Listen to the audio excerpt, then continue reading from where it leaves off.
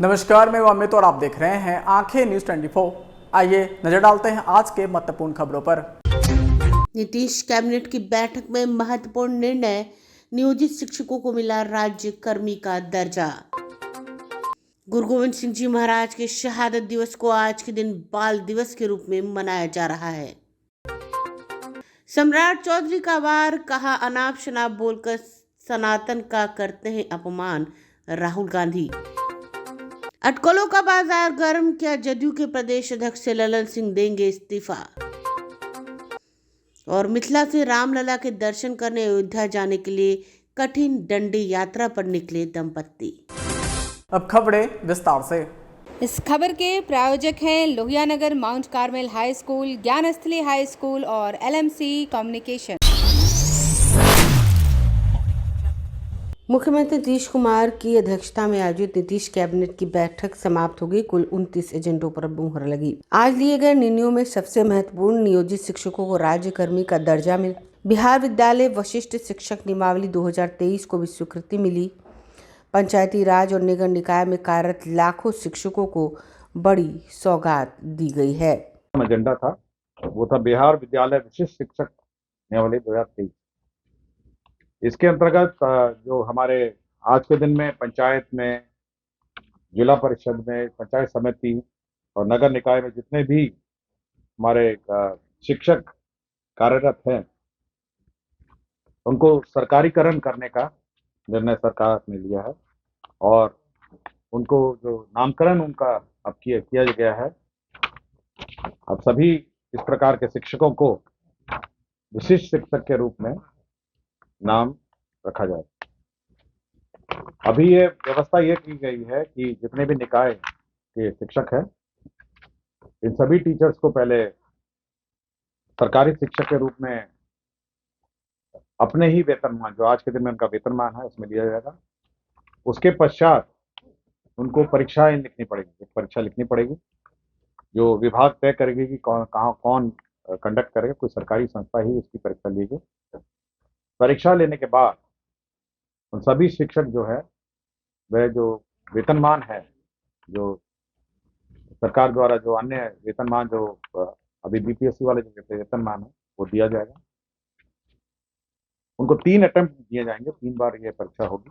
और अगर 3 बार ये परीक्षा नहीं होगी तो जो बच जाएंगे, जो फेल हो जाएंगे या जिन्होंने परीक्षा जानबूझ के नहीं दिया है, उसके बारे में सरकार अलग से निर्णय लेगी। जो विशिष्ट शिक्षक हैं, उनको प्रमोशन का भी व्यवस्था है। वर्ष कक्षा 1 से 5 के जो है, अगली श्रेणी जो होगी वो 6 से 8 की श्रेणी में 8 वर्ष में होगा। 6 से 8 वाली जो है, 8 वर्ष के बाद 6 से 8 वर्ष होगा। 11 से 9 से 10 वाले हैं, उनको 8 वर्ष में प्रमोशन होगा और 11 से 12 में 8 वर्ष में प्रमोशन होगा। तो ये व्यवस्था की, साथ ही साथ जो ये लोग अब विशिष्ट शिक्षक बनेंगे, उनको पहले 3 ऑप्शन देने पड़ेंगे जिलों के, और सरकार उनके ऑप्शन के हिसाब से उनको पोस्टिंग मिलेगी। 8 क्लास में 6 से 8 क्लास वालों का 8 वर्ष में होगा, 9 से 10 वालों का 8 वर्ष में प्रमोशन होगा, 11 से 12 का 8 वर्ष में। तो प्रमोशन की व्यवस्था है और प्रमोशन में भी कंडीशनल है, आपको अर्हता भी होनी है प्रमोशन के लिए, और साथ ही साथ इसके बारे में भी महत्वपूर्ण ये बात है कि जब आप सरकारी सेवक में आप आएंगे तो आपको 3 ऑप्शन देने पड़ेंगे, 3 ऑप्शन जिलों के ऑप्शन देने पड़ेंगे और उसके आधार नहीं, ये आपका अभी जो विशिष्ट शिक्षक है, अभी वाले विशिष्ट शिक्षक जो है, राज्य के अंतर्गत स्थानांतरण नहीं होगा। प्रारंभ नियम अनुसार के साथ क्षमता परीक्षा में शामिल होने के समय जब आप परीक्षा में शामिल होंगे तो आपको 3 जिलों की प्राथमिकता मानी जाएगी और जहां से वे अपनी सेवा देना चाहते हैं, और क्षमता परीक्षा में उनकी मेगा क्रमांक के आधार पर उन्हें उनके द्वारा चुना हुआ जिला मिलेगा। तो आपको परीक्षा देनी पड़ेगी। अगर आप परीक्षा नहीं देते हैं या फेल हो जाते हैं तो जो बचे हुए हैं, जो स्थानीय निकाय के टीचर हैं, उसके बारे में सरकार अलग से निर्णय। अभी सर क्या स्थिति रहेगी? अभी जो स्थिति है, गुरु गोविंद सिंह जी की शहादत को याद करते हुए आज के दिन को बाल दिवस के रूप में मनाने का आह्वान प्रधानमंत्री नरेंद्र मोदी ने किया। इसी अवसर पर केंद्रीय पेट्रोलियम मंत्री हरदीप सिंह पुरी, भाजपा के प्रदेश अध्यक्ष सम्राट चौधरी, सांसद रविशंकर प्रसाद, विधायक नंदकिशोर यादव ने पटना सिटी स्थित तख्त श्री हरमंदिर साहिब में जाकर मत्था टेका और बाल दिवस के ऊपर प्रकाश डाला। केंद्रीय मंत्री हरदीप सिंह पुरी ने कहा कि बलिदान दिवस को मनाने का शुरुआत किया गया वो नरेंद्र मोदी प्रधानमंत्री के द्वारा किया गया। 26 दिसंबर को बाल दिवस के रूप में मनाने का संकल्प लिया गया। यह परंपरा पहले शुरू हो जानी चाहिए थी, लेकिन शुरू नहीं किया गया। वहीं प्रदेश भाजपा के अध्यक्ष सम्राट चौधरी ने बाल दिवस के ऊपर में अपना वक्तव्य दिया। वहीं पूर्व केंद्रीय मंत्री पटना साहिब लोकसभा के सांसद रविशंकर प्रसाद ने भी बलिदान दिवस के ऊपर प्रकाश डाला और प्रधानमंत्री की भूरी भूरी प्रशंसा की। समाचारों में वक्त हो चुका है एक छोटे से अंतराल का। I am Shalini Singh, principal of Lohiyanagar Mount Carmel School. Here in our school, we give best education and good environment to our students, where they can learn well. We provide here well-equipped lab, well-equipped, well-stocked library. We have here well-trained teacher also. We have a sports playground for cricket, volleyball, football, and also provision for indoor activities. So we have here security system, information and communication technology. So we have all facilities here in our school where students feel comfortable and secure.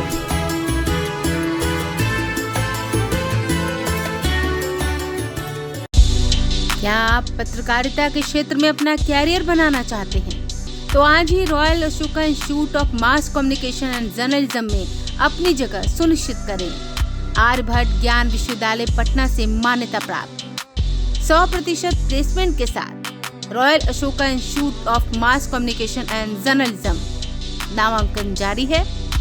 हमारा पता है DS/16 Gayatri मंदिर के समीप, कंकड़ बाग, पटना 8,20,000। आप हमें संपर्क भी कर सकते हैं। हमारा मोबाइल नंबर है 9955456126। ब्रेक के बाद आपका फिर से स्वागत है। इस मौके पर आज बेगूसराय के सांसद सह केंद्रीय मंत्री गिरिराज सिंह बेगूसराय स्थित गुरुद्वारा पहुंचे, जहां उन्होंने सिख समुदाय द्वारा किए जा रहे इबादत में भाग लिया और गुरु ग्रंथ का श्रवण भी किया। इस मौके पर उन्होंने कहा, जो काम आज़ादी से पहले या आज़ादी के तुरंत बाद होना चाहिए, लेकिन आज तक किसी भी सरकार का ध्यान इस ओर आकृष्ट नहीं हुआ, लेकिन आज नरेंद्र मोदी ने गुरु गोविंद सिंह साहब के पुत्रों की याद में आज के दिन को बाल दिवस के रूप में मनाने का संकल्प लिया है, जो अपने आप में एक बड़ी बात है। इस मौके पर उन्होंने गुरुबानी 4 मुए तो क्या मुए, जीवन कई हजार का विश्लेषण करते हुए कहा कि एक गुरु गोविंद सिंह थे जिन्होंने हिंदू धर्म की रक्षा के लिए 4 पुत्रों का बलिदान दे दिया, और उन्होंने कहा कि 4 मारे गए तो क्या हुआ, इस कौम के हजारों लोग अभी जीवित हैं और सारे हमारे पुत्र हैं। दूसरी ओर आज असुद्दीन ओवैसी, जो औरंगजेब को अपना पूर्वज मानते हैं, उनके द्वारा लगातार सनातन पर हमला किया जा रहा है।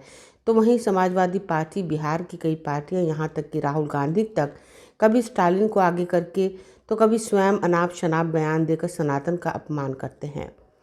उन्होंने कहा कि देर से ही सही, लेकिन प्रधानमंत्री नरेंद्र मोदी के द्वारा सिख समुदाय के लोगों का सम्मान किया गया है और गुरु गोविंद सिंह के पुत्रों को उचित स्थान देने की कवायद की गई है। इसके लिए वह धन्यवाद के पात्र हैं। वहीं बेगूसराय के विधायक कुंदन सिंह ने भी आज सिखों के सम्मान में आज के दिन को बाल दिवस के रूप में मनाने का प्रधानमंत्री के आह्वान का स्वागत करते हुए कहा कि अब हर वर्ष इस दिन को बाल दिवस के रूप में मनाने का संकल्प लिया गया है।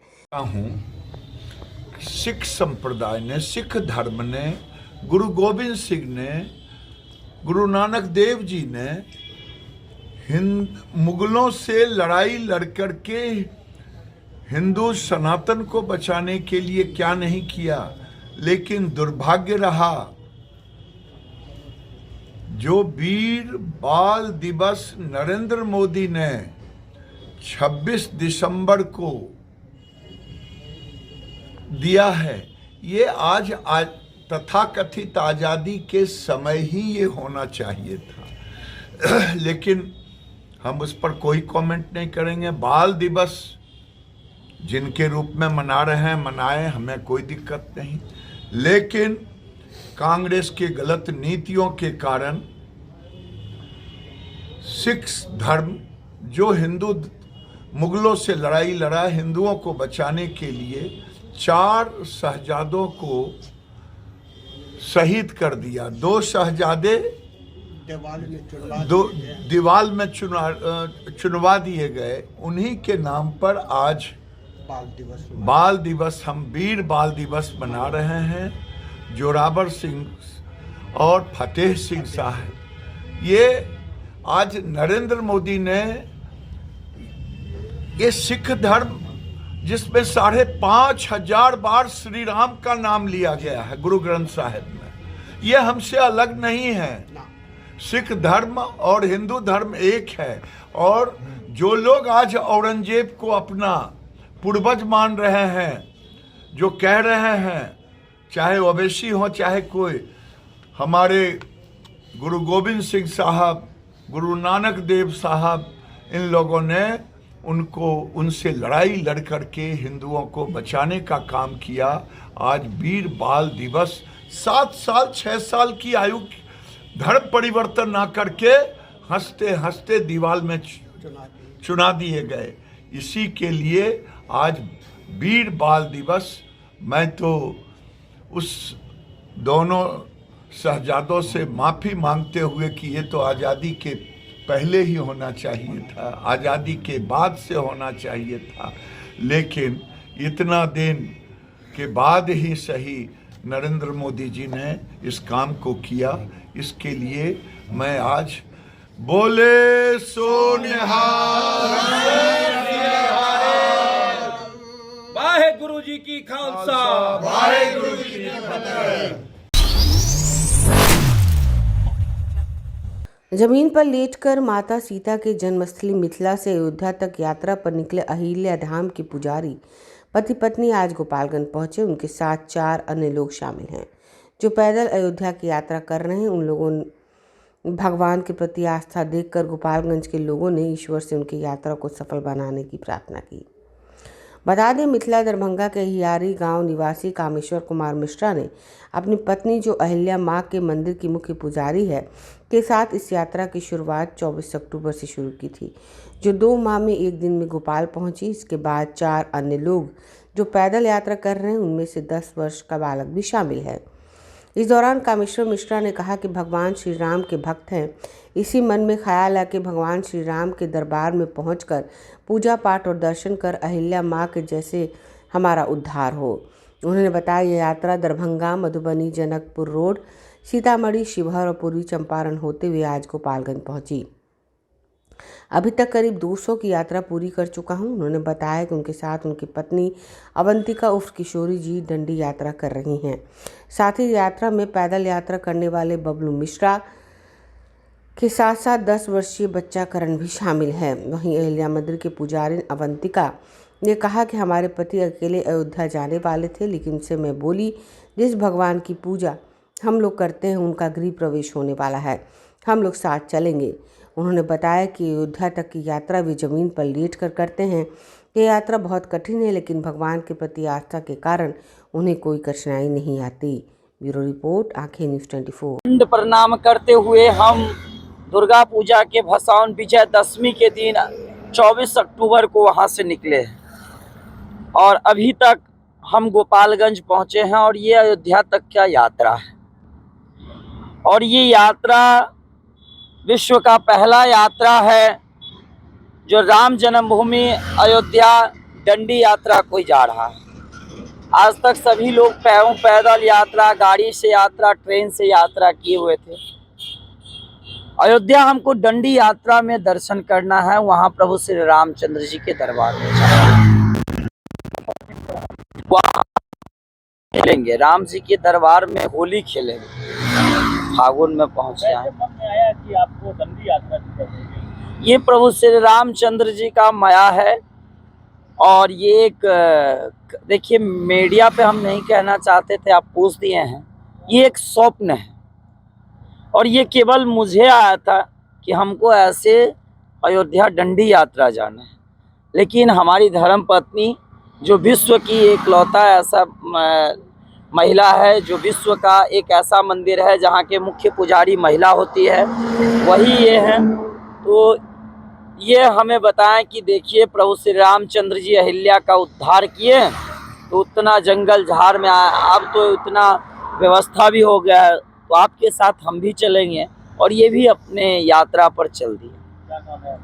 मेरा नाम कामेश्वर कुमार मिश्रा उर्फ राम जी लोग हम पिता भी पूरे आजीवन अपना कष्ट में ही बिताए, तो सुख दुख तो हर जगह आता है जाता है।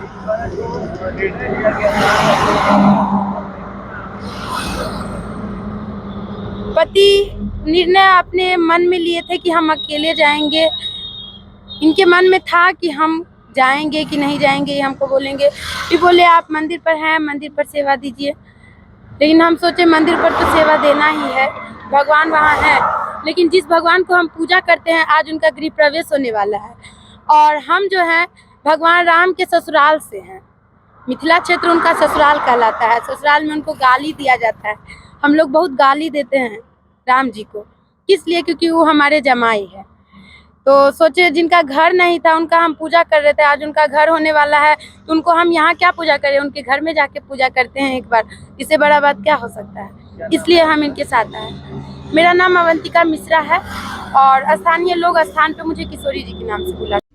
अगर आप भी अपने दुकान, प्रतिष्ठान, school, college, coaching centre, restaurant, cafe का विज्ञापन देना चाहते हैं, वो भी किफ़ायती दर पर, तो आंखें न्यूज़ 24 लेकर आया है आपके लिए एक सुनहरा मौका। आंखें न्यूज़ 24 न्यूज़ पोर्टल की दुनिया में बिहार का सबसे उभरता हुआ चैनल, जहां बिहार झारखंड से जुड़े तमाम बड़ी खबरें देखने को मिलती है। तो देर किस बात की, आज भी जुड़े आंखें न्यूज़ 24 के साथ। संपर्क करें हमारे व्हाट्सएप नंबर 8935876430 पर।